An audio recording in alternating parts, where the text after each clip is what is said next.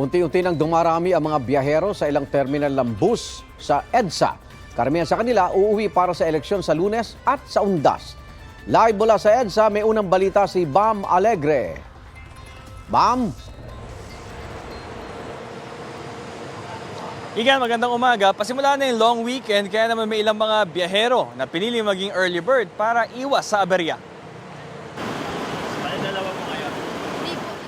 Obligasyon sa namayapang mga mahal sa buhay at sa bayan kaya uuwi sa Masbate si Micah Umbas. Bibisitahin niya ang mga kaanak sa sementeryo at boboto na rin siya sa barangay at sangguniang kabataan elections. Inagahan niya dahil halos isang araw din ang biyahe pa Masbate. Kailangan po kasi mag-uundas rin po eh. Uwian kasi kaya traffic talaga. Weekend getaway naman ang biyahe ni Michelle Caba. Mula Nueva Ecija, nagbus siya pa Maynila at makikipagkita sa mga kaibigan sa Laguna.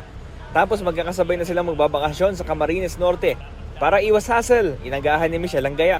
Very convenient pag early morning yung biyahe. Sobrang bilis lang ng biyahe. Like normally 3 hours lang, pero pag mga morning na or tanghali, inaabot na ng 7 hours, ganyan. Tsaka para iwas din sa upcoming long weekend.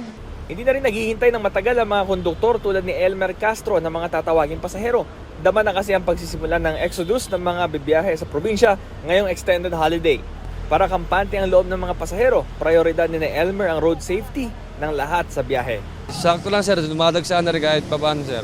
Mga safety yung mga driver ko, titignan mo na yung mga pasahero namin bago umalis.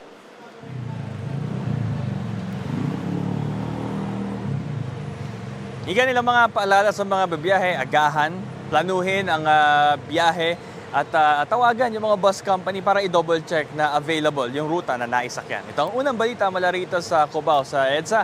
Bam Alegre para sa GMA Integrated News.